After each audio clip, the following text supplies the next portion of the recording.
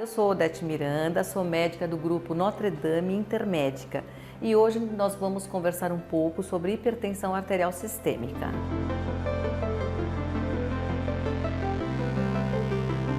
Só tem uma forma de saber, medindo a pressão. Então essa história que as pessoas dizem, olha, eu sei quando a minha pressão está alta porque eu sinto dor de cabeça, me sinto estranha, não é a realidade. E aí que acontecem os problemas, porque elas ficam acreditando que elas sabem detectar a hipertensão e não sabem, porque não é assim. Tem que medir a pressão. Toda vez que você medir a pressão e ela estiver igual ou maior de 140 por 90 milímetros de mercúrio, você é hipertensa.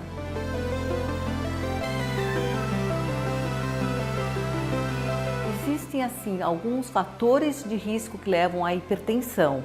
Tem o hereditário, então a minha família tem hipertensão e eu tenho uma probabilidade de ter hipertensão, mas essa probabilidade é baixa, tudo depende do meu estilo de vida. Tem algumas doenças que se associam mais à hipertensão, como o diabetes, como a obesidade, então são pessoas que acabam desenvolvendo hipertensão concomitantemente. Outros fatores de risco seria tabagismo, seria a dieta rica em sódio, o sedentarismo. Então esses fatores são os que levam mais à hipertensão. Fora isso, a gente não pode esquecer de algumas coisas, que é muito comum o uso de medicamentos sem acompanhamento médico.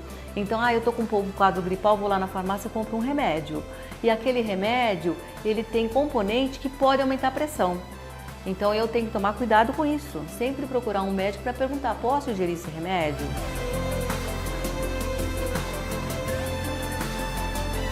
O estilo de vida é a primeira coisa.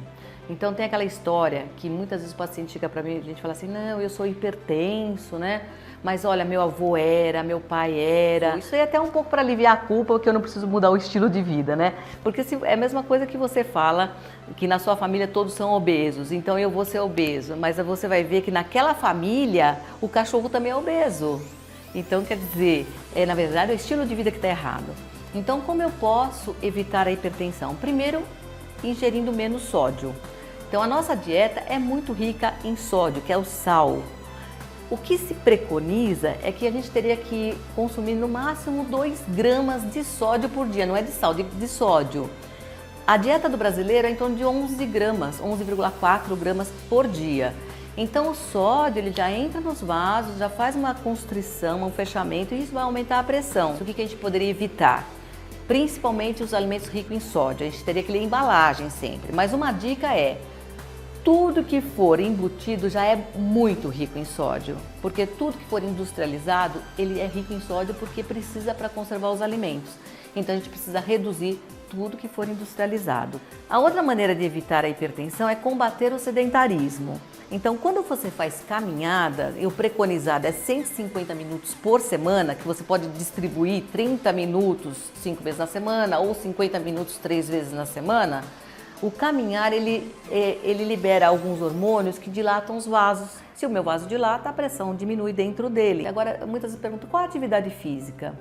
Quem tem hipertensão, se a pessoa já tem, é importante que ela não faça exercícios de resistência, pesos, porque daí pode aumentar mais o músculo cardíaco, né? Mas fora isso, tudo que for aeróbio tá ok. Também é importante não fumar. Então, o tabagismo é ruim porque ele lesa uma película que tem dentro do vaso. E na hora que ele lesa essa película, você começa a ter acúmulo de colesterol. Mais hipertensão se você tiver, então fica muito pior. Tem outras coisas também que são importantes, como combater o estresse. A gente vê em quase todos os pacientes, em quase todas as pessoas, a ansiedade.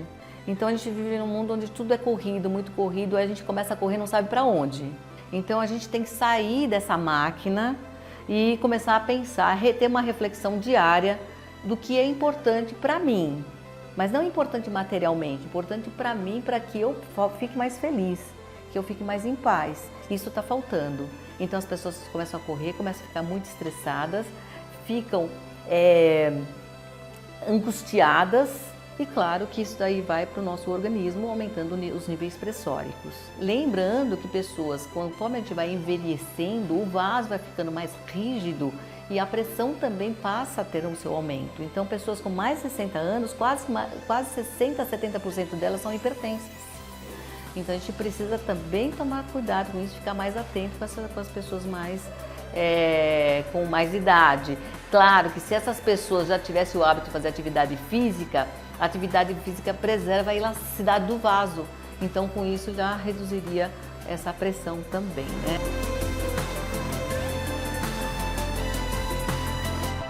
Qualidade de vida vai manter muito bem, porque a gente tem medicamentos eficientes, tá? A gente primeiro vai fazer o diagnóstico dessa hipertensão, que seria com 2 ou 3 medidas. Pressão acima de 140/90 é hipertenso, e a gente vai ter todo um modo de controlar essa pressão, estilo de vida e medicamentos quando necessário. Uma outra coisa que é importante, que a adesão medicamentosa é imprescindível, porque como é uma doença silenciosa, as pessoas não sentem, estou com pressão alta. Então muitas vezes elas deixam de tomar o medicamento porque acreditam que elas estão bem. E aí que vem o problema. Se o medicamento tem que ser tomado de 12 em 12 horas, tem que ser de 12 em 12 horas. Muitas vezes as pessoas falam assim, não, eu vou tomar uma vez por dia porque eu estou bem. Só que elas não entendem que se aquele medicamento ele é para tomar de 12 em 12 horas, é porque quando completar as 12 horas, ele acabou o efeito. Então você tem que fazer a reposição do medicamento. Então por isso que é importante tomar de acordo com como foi prescrito. Muitas vezes o médico prescreve mais de um medicamento para aquele paciente e a pessoa fala, nossa, mas eu vou tomar 2, 3, é demais, e não quer ter essa adesão medicamentosa. As pessoas têm medo de ficar dependente do medicamento da hipertensão, mas é melhor você ficar dependente do medicamento da hipertensão do que você ter sequelas graves. E de repente você está com um pico de 17/12 ou mais e você tem um acidente vascular cerebral que vai te deixar sequela para o resto da vida, que a tua qualidade vai piorar. Então, tomar o medicamento é de menos. Tome o medicamento conforme a prescrição.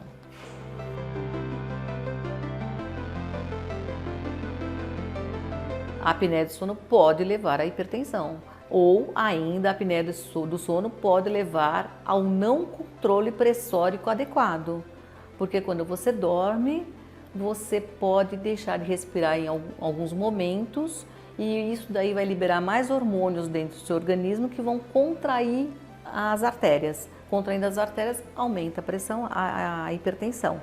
Então, muitas vezes a gente precisa diagnosticar a qualidade do sono dessa pessoa fazendo um exame que é a polissonografia. Mas isso tudo, quem vai perceber é o médico mesmo, porque não são todas as pessoas que têm apneia do sono.